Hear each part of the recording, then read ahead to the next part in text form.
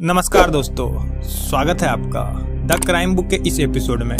मैं उम्मीद करता हूँ कि आप सभी अच्छे होंगे। तो चलिए कहानी में आगे बढ़ते हैं। मुंबई का एक हॉस्पिटल है जहाँ पर लगभग 14 साल की एक लड़की एडमिट थी और उस लड़की के इलाज के लिए लेडी डॉक्टर, पूछताछ के लिए भी लेडी और पुलिस अधिकारी या साफ सफाई करने अगर कोई भी जाएगा तो वो भी सिर्फ लेडीज डिपार्टमेंट से ही जाएगा।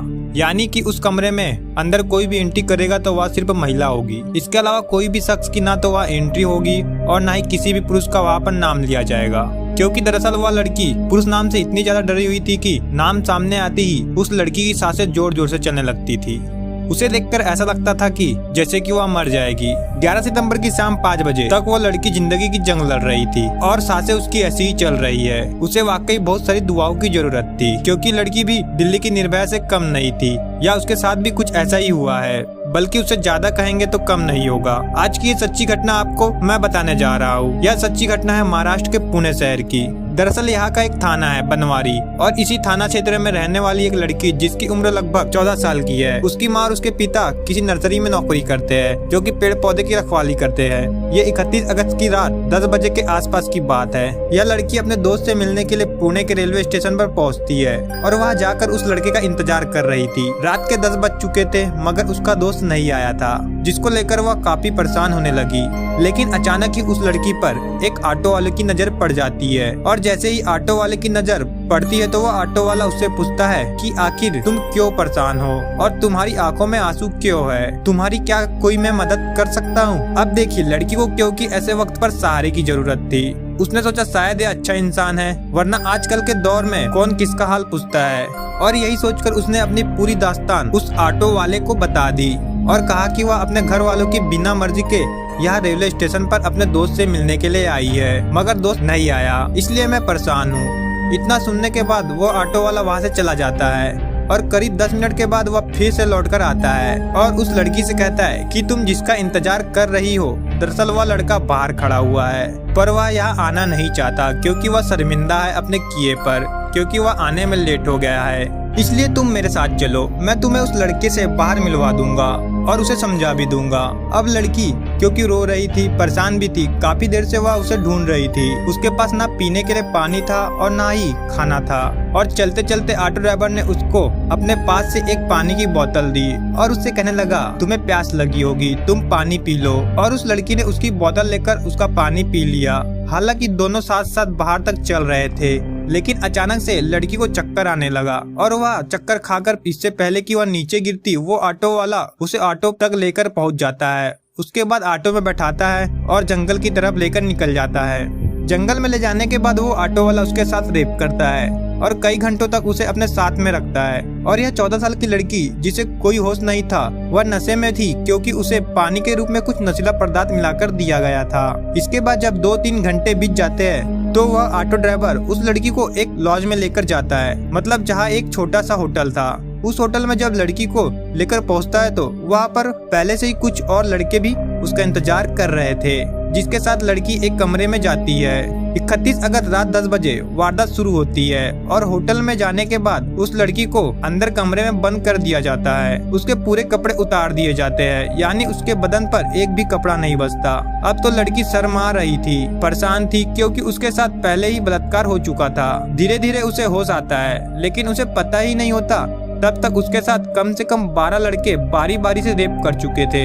ऐसे ही दिन निकल जाता है और दिन भर यही काम उस लड़की के साथ चलता रहता है। एक के बाद एक लड़का आता रहता है और यह सिलसिला लगातार चलता रहता है। शाम बीत जाती है और इसी कमरे के अंदर वह लड़की लगभग 14 घंटे तक रहती है और वह 12 लड़के 24 घंटे तक ही उसके साथ लगातार रेप करते रहते हैं। और वह बेचारी लड़की भूख से प्यास से तड़पती रहती है। कई बार कहती भी है कि मुझे खाने के लिए कुछ दे दो, मुझे पीने के लिए पानी दे दो, मगर कोई भी उस लड़की की गुहार नहीं सुनता। यहाँ तक कि उसकी चीखों की आवाज भी उस कमरे के बाहर जा रही थी, पर ना जाने क्यों होटल मालिक या आसपास के लोग उसकी आवाजों को सुन क्यों नहीं पा रहे थे। इतना ही नहीं, बल्कि उस लड़की को बार बार इंजेक्शन भी दिया जा रहा था, नशीली चीजें दी जा रही थी जिससे वह शोर न मचा सके। लेकिन इस बीच फिर भी वह लड़की बार बार रिक्वेस्ट करती रही, माफी मांगती रही कि मुझे छोड़ दो, मुझे जाने दो, और आखिरकार इन 12 लड़कों में से एक लड़के को उस पर तरस आ जाता है और उसके बाद यह लड़का उस लड़की को ले जाकर मुंबई के दादर रेलवे स्टेशन पर छोड़ देता है, क्योंकि 12 के 12 आरोपी वहां से फरार हो चुके थे। उन्होंने सोचा कि शायद अब वह लड़की चली जाएगी और सबको हमारे बारे में बता देगी, मगर जैसे ही वह दादर रेलवे स्टेशन पर पहुंचती है तो वहां पर उसको 2 सफाई कर्मचारी मिलते हैं और 2 सफाई कर्मचारी उस लड़की की हालत को देखने के बाद उसके साथ बलात्कार करते हैं। यानी कि अभी वह उन लोगों से बची ही थी कि 2 सफाई कर्मचारी ने भी मिलकर उसके साथ बलात्कार जैसी घटना की और इन दोनों ने भी उसके साथ घिनौना काम करने के बाद अपने पास काफी समय तक रखा और एक ऐसी ट्रेन में बैठा दिया जो ट्रेन उत्तर की ओर जा रही थी और इसी ट्रेन में बैठकर 100 किलोमीटर का सफर करते करते लड़की चंडीगढ़ पहुंच जाती है। वो ऐसे ही एक कोने में डरी हुई सहमी हुई बैठी रहती है और इसी बीच ना जाने कितने लोग वहां से चले जाते हैं, गुजर जाते हैं, पर किसी भी व्यक्ति की नजर उस लड़की पर पहुंचती ही नहीं, क्योंकि किसी को दिखाई ही नहीं देता कि वह लड़की कितनी बड़ी परेशानी से गुजर कर आ रही है और गुजर रही है। किसी ने जानने की कोशिश ही नहीं की आखिर उसके साथ क्या हुआ है। 48 घंटे से ज्यादा उसके साथ 12 अलग अलग लोगों ने और 2 सफाई कर्मचारियों ने लगातार रेप किया था।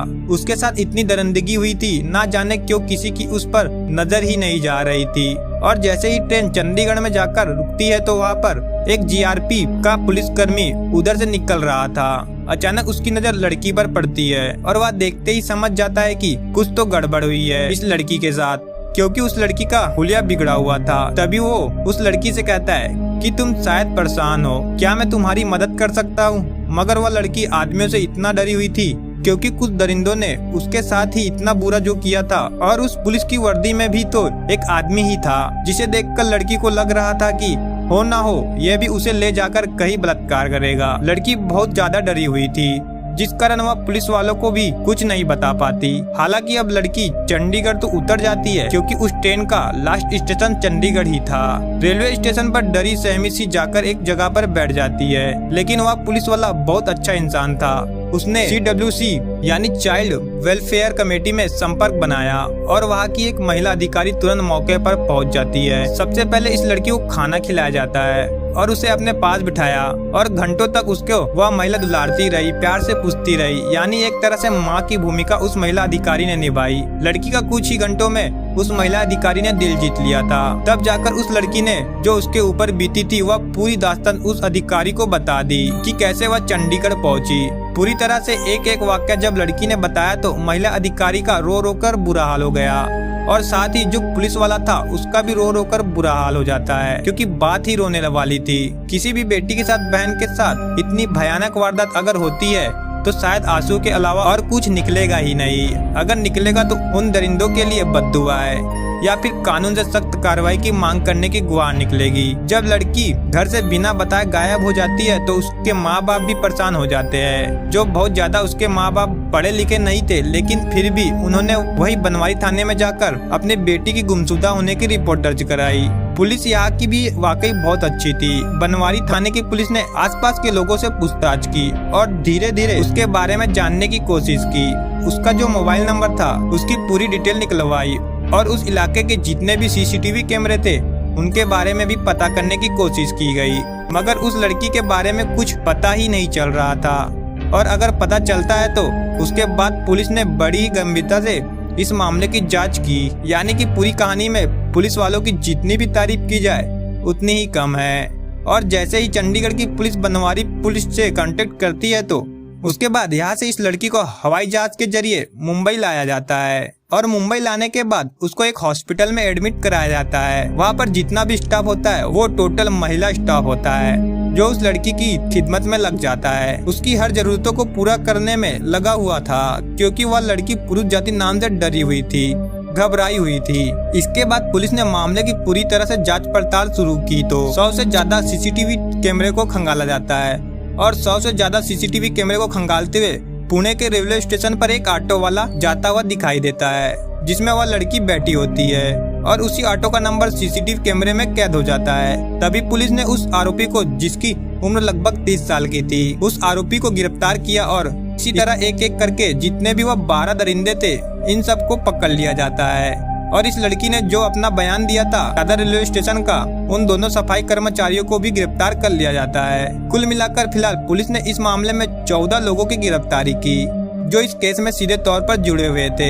इन सभी कामों को अंजाम देने में मुंबई पुलिस की यह मांग है कि इस केस को फास्ट ट्रैक कोर्ट में चलाया जाए, ताकि अगले 10 से 15 दिन में या फिर लगभग 1 महीने में इस केस का फैसला हो जाए और जितने भी दरिंदे हैं, जितने भी आरोपी है, सबको फांसी की सजा कम से कम होनी ही चाहिए। कुल मिलाकर मैं सैल्यूट करता हूँ उस जीआरपी पुलिस के सिपाही को और उस महिला अधिकारी को जिसने इस लड़की का दिल जीता और उसको हॉस्पिटल तक पहुंचाया, उसकी जान बचाई जा सकी, जिन्होंने 5 या 6 दिन में ही इस केस को खोलकर लोगों के सामने रख दिया। तो दोस्तों, यह थी आज की इस लड़की की कहानी। आपको इन सभी आरोपी के बारे में क्या कहना है, हमें कमेंट में जरूर बताएं और यह कहानी अपने दोस्तों के साथ भी शेयर करें ताकि वह भी सतर्क रह सके, खासकर महिला दोस्तों के साथ। मिलता हूं मैं आपको अगले वीडियो में ऐसी ही सच्ची घटना के साथ। तब तक के लिए अपना ख्याल रखें। जय हिंद।